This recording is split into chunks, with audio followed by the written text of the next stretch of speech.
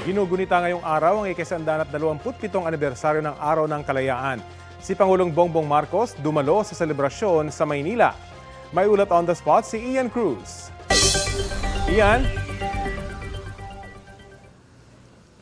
Yes, Rafi, pinangunahan nga ni Pangulong Bongbong Marcos ang pagdiriwang ng ika-127 araw ng kalayaan. At Rafi, matapos nga yung flag raising at wreath laying ceremony, kasama si ang pinuno ng National Historical Commission na si Regalado Trota Jose Jr. at AFP Chief of Staff General Romeo Bryner Jr. nagtungo sa Quirino Grandstand ng Pangulo para nga sa parada ng kalayaan. Sa kanyang talumpati, kinilala ng Pangulo ang kabayanihan ng ating mga ninuno. Mula ro sa sakripisyo nila, umusbong ang Republika na ngayon ay naharap din sa mga makabagong hamon.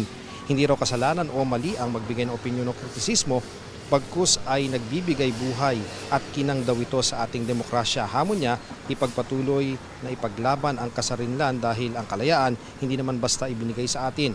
May banta raw sa kalayaan sa paglaganap ng fake news, misinformation at herd mentality na bumubura sa ating pamumuhay, kultura at value system.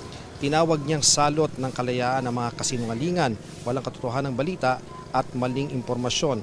Ang tunay raw na kalaban ay ang kahirapan, presyo ng pagkain, mahal na kuryente at iba pa. Kaya dapat daw itong tapatan ng maganda, mabilis na serbisyo sa mga mamamayan at iwas to ang pagkukulang. Papanagutin din daw hindi lang ang mga umaabuso sa tungkulin kundi pati ang mga nagkukulang sa paglilingkod.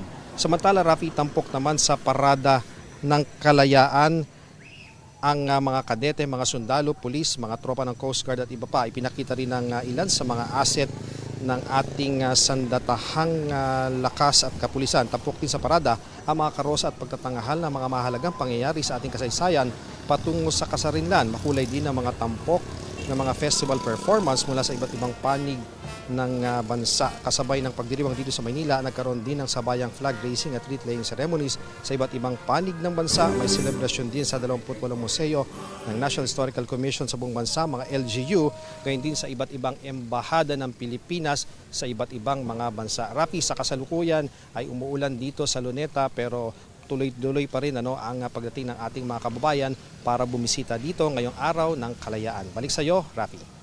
Maraming salamat, Ian Cruz.